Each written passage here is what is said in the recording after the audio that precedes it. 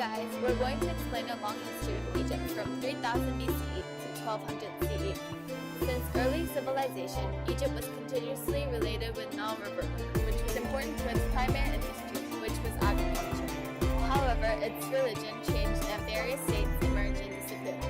Our animation will briefly explain it according to 5 important themes in world history.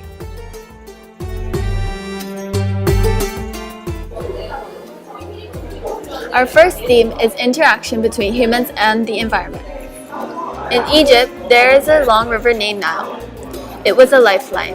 It literally gave Egyptians a life. Basically, it flooded every September. It brought water and mineral-rich soil to land, so it was easy for farmers to plant their crops. Because of this environmental factor, Egyptians praised Nile River as God's gift and learned a lot about its flood patterns.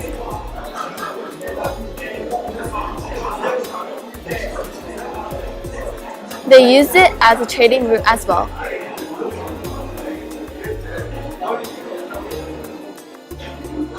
It was continued throughout the history of Egypt. Our second theme is development and interactions of culture. Because Egypt was a fertile land, various people came to Egypt. At early stage, Egyptians worshipped sun and regarded Pharaoh as a god sent by sun.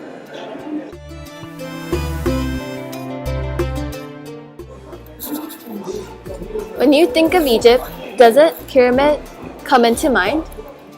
They built famous pyramids for Pharaoh's tombs. Most famous one is Pharaoh Ramesses, who built his figure in Apwh symbol.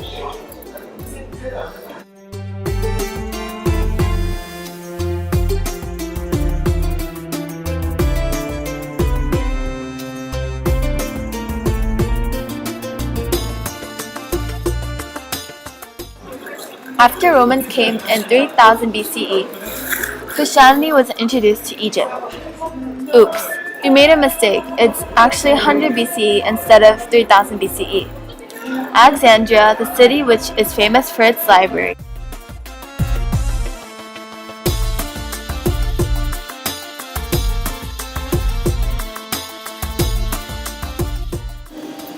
Do you know what Egyptian Christians are called? They're called Coptic Christians.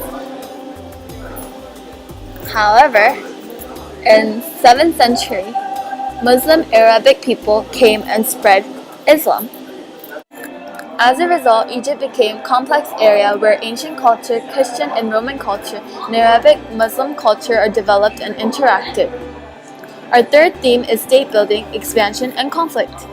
As mentioned in second theme, there have been various people in Egypt, resulting in various states they have built. Ancient Egypt can be divided into 3 periods: the Old Kingdom, the Middle Kingdom, and New Kingdom. These periods were time of period and the Sphinx, which you guys are familiar with. There's a Sphinx. After that, Greeks came. Alexander the Great's captain named Ptolemy established Ptolemaic dynasty. Queen Cleopatra is last queen of this dynasty, as you all may know. Then, famous Julius Caesar conquered the Egypt, and Egypt became the Roman colony. After the collapse of Roman Empire, Muslims came and built Caliphate. There's a caliphate. Yeah, I don't know how to do a caliphate, so I just wrote it. Our fourth theme is the creation, the expansion, and the interaction of economic system. Continuously, agriculture has been primary industry of Egypt. Across the Mediterranean Sea, Egypt exported grains and papyrus.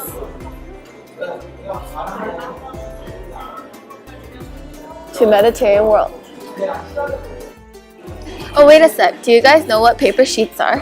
They're made out of papyrus plants, which were paper from Egyptian time. They were made into scrolls filled with religious texts to literature to music. And the domestic trade was continued throughout history along the Nile River. Theme 5 is development and transformation of social structure. In ancient Egypt, social hierarchy was strict. At the top, there was the pharaoh, the noble, the scribes, the soldiers, and lastly the slaves. Although there were some women pharaoh like Hatshepsut and Cleopatra, men still had most of the political power. This is called patriarchal society and it continues throughout history. Fun facts. Did you know Egyptians wear eye makeups? It is one of the important discoveries of human history. Egyptians started to wear eye makeups around 4000 BCE. Today, it uses the same techniques that were found back then. They combined silk and galena to make black ointment called kohl.